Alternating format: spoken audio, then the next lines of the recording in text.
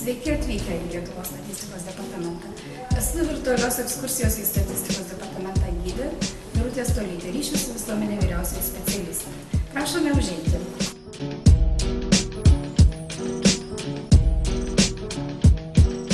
Dabar einame į posėdžių salę, kur trumpai pristatysime statistikos departamentą.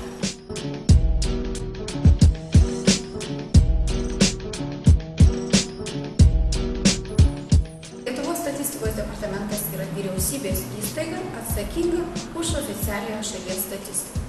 Tai yra už tuos statistinius rodiklius, kurie atspindi šalies ekonominę ir socialinę raidą. Tai yra tokie rodikliai kaip gyventojų skaičius, nedarbo lygis, užimtumo, pramonės rodikliai, vidaus ir užsienio prekybos, bendrasis vidaus produktas, investicijos, žemės ūkis ir taip toliau. Statistinius rodiklius gauname atliekant įvairius statistinius tyrimus. Tai yra apklausiant įmonės ir gyventojus. Taip pat didelę dalį rodiklių mes naudojame iš kitų institucijų. Tai yra tokių kaip Sodra, Valstybinė mokesčių inspekcija, Registrų centras, kai kurios ministerijos. Surinkę statistinius rodiklius, mes naudojame įvairius statistinius metodus, juos apdorojame, analizuojame ir skelbiame viešai. Tai yra leidžiame leidinius, publikuojame savo interneto svetainėje. Kaip vykdomi statistiniai tyrimai, jūs supažindins kiti mūsų statistikos departamento darbuotojai. O dabar einame išsiaiškinti, kaip pradedamas statistinis tyrimas. Tai yra metodologijos ir kokybės skyrių pagalbės.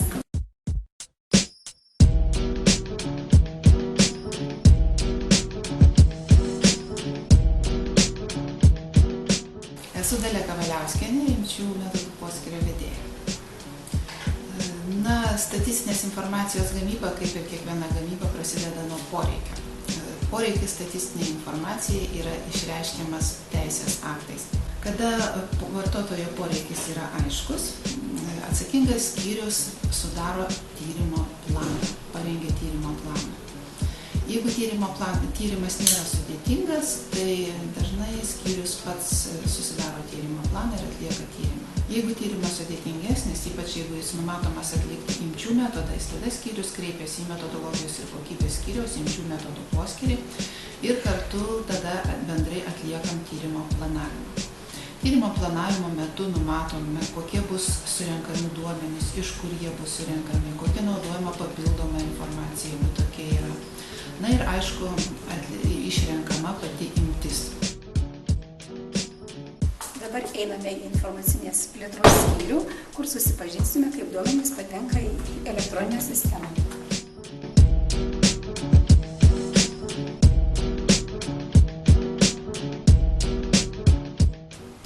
Esu Maksim Lata, dirbu informacinių technologijų plėtros skyriuje statistikos departamente. Esu atsakingas už statistinių ataskaitų surinkimo sistemą pavadinimu e-statistika.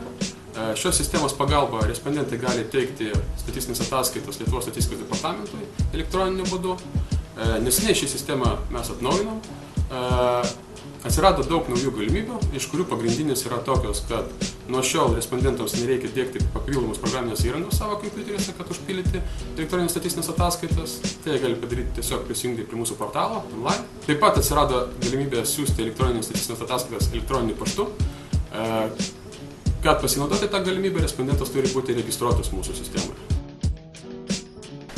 Dabar einame į duomenų parengimo skyrių, kur sužinosime, kaip patikrinami respondentų pateikti duomenys.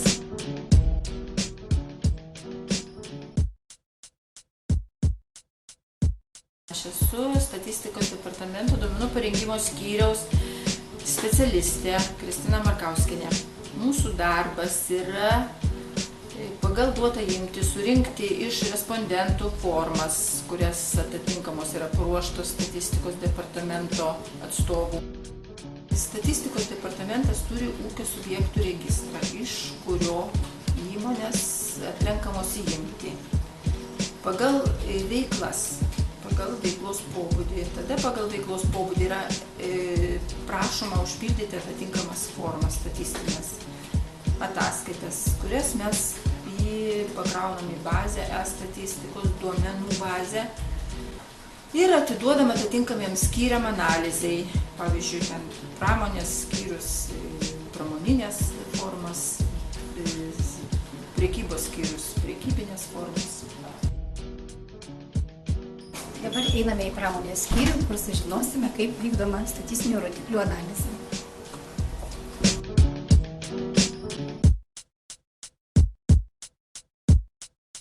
Esu Violeta Kunigėlienė, pramonės statistikos skyriaus vedėja. Pirminiai statistiniai duomenys yra gaunami iš dviejų šaltinių, tai yra iš duomenų parengimo skyrių ir iš kitų valstybinių institucijų. Kada šie pirminiai duomenys patenka į mūsų pirminių duomenų bazę, jie yra tikrinami. Tikrinimas susiveda į du dalykus, tai yra duomenų antrinis redagavimas ir makro redagavimas. Kada atliekamos visos šitos užduotys, parengiami suvestiniai duomenys, kurie yra publikuojami. Publikuojami jie yra skirtingom priemonėm, tai yra ir pateikiami rodiklių duomenų bazai, popieriniai leidiniai ir užklausos vartotojams. Gaminių gamybos tyrimas atliekamas kas mėnesį. Jame dalyvauja daugiau negu 3000 respondentų.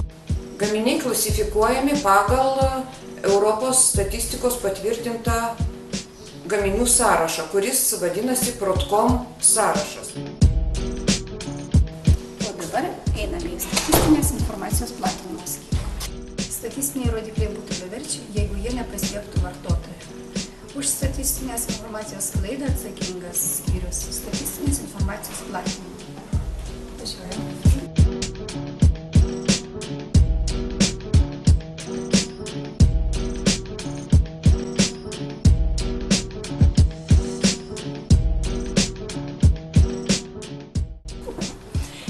Danutė Žilinskienė, statistinės informacijos platinimo skyriaus vedėjo pavaduotoja. Naujausias parengta statistinė informacija yra pateikiama vartotojams pagal patvirtintus skelbimo kalendorius. Ji pateikiama kiekvieną dieną 11 valandą. Taip pateikiama pranešimas spaudai, talpinama į rodiklių duomenų bazę ir išleidžiami leidiniai, bendrieji statistikos ir atskiros statistikos srities. Visa statistinė informacija esanti oficialiosios statistikos portale yra nemokama ir prieinama visiems vartotojams. Taip pat leidiniai leidžiami elektroniniu ir popieriniuose laikmenuose. Visi elektroniniai leidiniai yra nemokami. Esu Ana, atsakinga už oficialiosios statistikos portalo duomenų bazės aktualizavimą. Čia galite rasti visą informaciją. Iš pasirinktų rodiklių jūs galite susiformuoti savo lentelę bei diagramą. Visa informacija pateikiama nemokamai.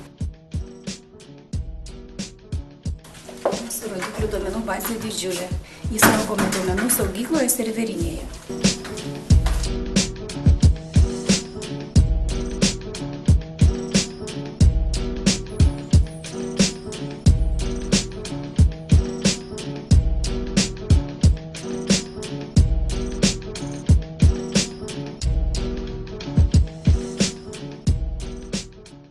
Dabar einame į leidybos poskyrį, kur pamatysime, kaip leidžiami statistikos leidiniai.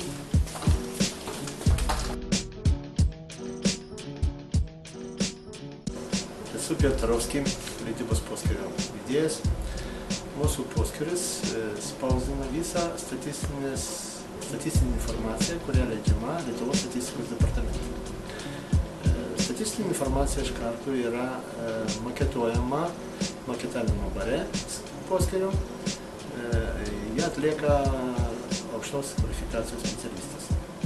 Po to tinklais šitą informaciją keliauja į spausdinimo barą, kur ji yra leidžiama.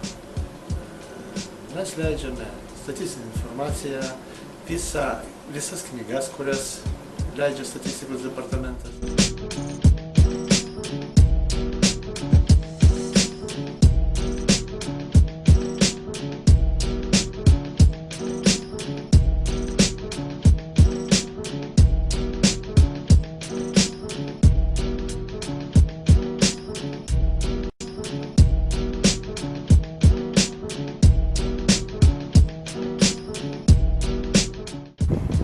mūsų virtualią ekskursiją. Ačiū, kad lankėtės.